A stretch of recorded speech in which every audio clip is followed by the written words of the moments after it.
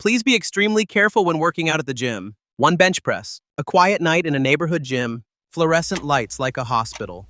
The wall clock going tick, tock. A lifter lies on a flat bench and unracks the bar from the J-hooks. The steel rolls solid in his hands, but little details are already off. Thumbs not wrapped, the suicide grip. Shoulders not packed tight to the pad. Safeties set too low. On the third rep, the elbows flare, the bar drifts a couple inches toward the neck. In a single breath, the wrists dump, the bar slides out of the groove, and pins the neck upper chest. For the first 5-10 seconds, the body still fights on reflex. Heels drive, hands try to roll the bar. But the airway is compressed, both carotids are squeezed. Blood to the brain drops fast, and a vagal reflex can make the heart slow and blood pressure crash. Consciousness collapses so quickly there's no time to shout. Breathing stops early. A few dozen seconds later, the heart flutters and then goes quiet. To anyone nearby, it's almost silent. The chest doesn't rise, fingers lose grip, the eyes glaze. The clock keeps ticking. The gym playlist keeps playing like nothing happened. When people finally notice, the scene is textbook. Asphyxia from mechanical compression, sometimes with laryngeal fractures, contusion, and soft tissue hematoma in the neck. A round imprint from the bar across the sternum suprasternal notch. Blue lips and fingertips, a scatter of petechiae around the eyes from low oxygen. On the bench, the bar lies across the neck.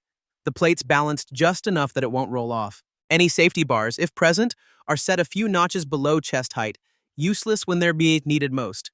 There's no loud crash, just the body's biology shutting down in seconds. Fast, clean, ruthless. What most people don't realize, you don't need 400, 600 plum months to go to the heaven. 155 a 265 ob, 70 120 key, can lock the airway and carotids if the bar drops at the wrong angle. Incline bench makes a drift toward the neck more likely. At the top exhale of a rep, the chest settles. The gap between bar and neck shrinks. One off-axis wrist and the bar finds the weak spot. Lifting alone turns small mistakes into fatal ones. No spotter. No pin spotter arms. No bar straps. No one to strip plates in those 10 golden seconds. The rescue play, if there's still time, looks simple on paper, but few are ready. Push, roll the bar to the belly. Sit up, strip plates from one side first so the bar tips away. Call EMS, start CPR as soon as the bar is off. But once consciousness is gone and the brain has 3 to 4 minutes without oxygen, it's usually over. The chilling lesson of bench press isn't only heavy weight is dangerous, it's that the margin for error is near zero. Wrap your thumbs, set safeties at chest height,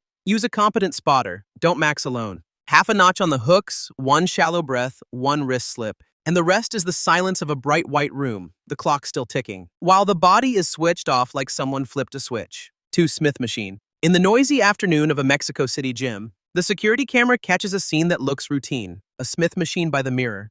A flat bench pulled right under the bar. A woman steps into the frame, sets the bar behind her neck like a back squat, directly over the bench, which means if her knees give, her neck and chest will be trapped between the bar and the bench. There's about 400 palm loaded, the safety stops aren't set, and the bar hooks are positioned so you must twist your wrist to re-rack. She inhales, braces, lifts the bar, her knees buckle half a beat. In an instant, the bar rides the Smith straight rails and drives down into the neck sternum zone. She tries to roll her wrist to catch the hooks, but her arms lose alignment under the load. Two bystanders reach in, unsure where to lever. The bar is evenly balanced, so it won't slide off by itself. Everything happens in seconds, faster than anyone can decide. The post-incident condition in cases like this is almost always the same. Compressive asphyxia from neck-chest pinning, sometimes with cervical spine or larynx-trachea injury.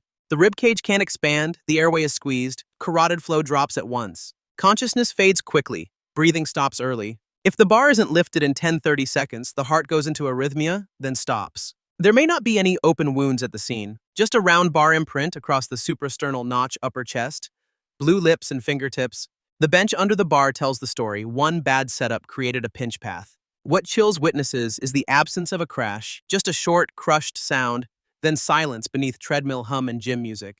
The cold chain of causes, weight beyond capacity, no safety stop set at chest height before lifting, bench under the bar, creating a neck-chest trap, wrist roll hooks that won't catch once strength collapses, and no rescue plan, lever, prop, or strip one side. Ironically, the Smith is marketed as safer because the bar runs on rails, but that forced path leaves almost no escape room.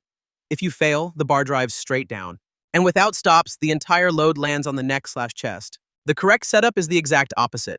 Don't park a bench under the bar for squats. Set safety stops at chin-chest level before unracking. If you're going heavy, use 2 trained spotters who can lift together and guide the bar into the hooks. Test the hook roll. Make sure the teeth actually catch. Warm up with lighter weight. If you fail, call this play. One person lifts levers, one person strips plates from one side so the bar tips away. A single change, pull the bench out, drop the stops, can turn 400 lumbers from a crush sentence into a safe failed rep. The grim lesson from the Mexico City case is the illusion of safety. People assume Smith is safer, then skip the basics. But steel doesn't negotiate. One misplaced bench, one bar that doesn't catch, one knee collapse, and the rest is the silence of a mirror-lined room where weight speaks louder than anything else. 3. Treadmill thrown out a window. Pontianak, 2024. A sweltering afternoon on the third floor of a downtown Pontianak gym. A row of treadmills sits right along a line of windows cracked open for fresh air. One unit is turned with its back to the windows, barely a step and a half from the sill. No bars, no guard. A young woman taps the speed up. The belt hums. Then a split second, a misstep, her toe catches the belt edge. Both feet are pulled backward, her torso whips with momentum. No safety lanyard clipped to her shirt. The belt launches her straight back. Her back hits the window frame, the glass is open, and the void takes all the energy. A dull thud, and the body slides off the sill and falls down the facade in the late sun. The post-incident condition is brutally predictable. High-energy polytrauma from a fall, typically severe head injury, major chest and abdominal trauma, multiple long bone fractures, ending in traumatic shock and very rapid cardiac and respiratory arrest. At the scene, there's no spectacular wreckage, just a skid streak on the belt, a black scuff on the sill, and the safety clip still plugged into the console, never attached to the runner. The first person to reach her finds her unresponsive, no peripheral pulse, cool, pale skin. CPR begins in desperation while other machines keep humming. The chain of causes is simple and merciless. Bad orientation, treadmill facing away from an open window.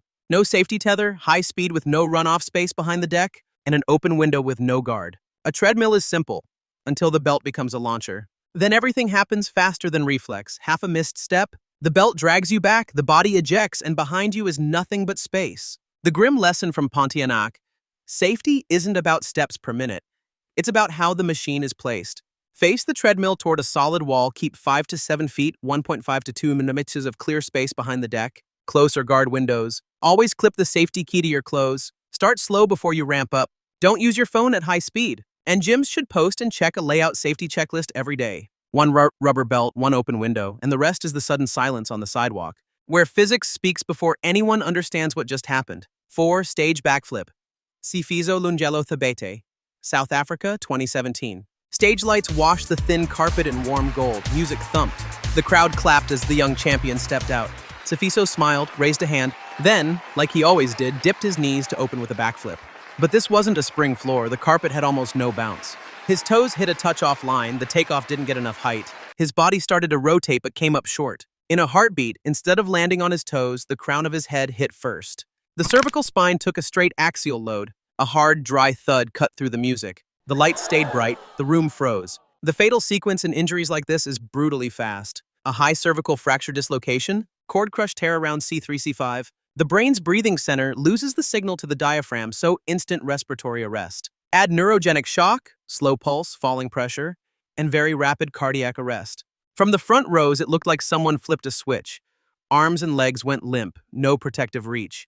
The chest didn't rise. The face paled. The eyes glazed and drifted. There was no long scream, just a few broken gasps, then silence. Officials rushed in, stabilized the head and neck in a straight line, and signaled to cut the music. People formed a ring. CPR and bagging began.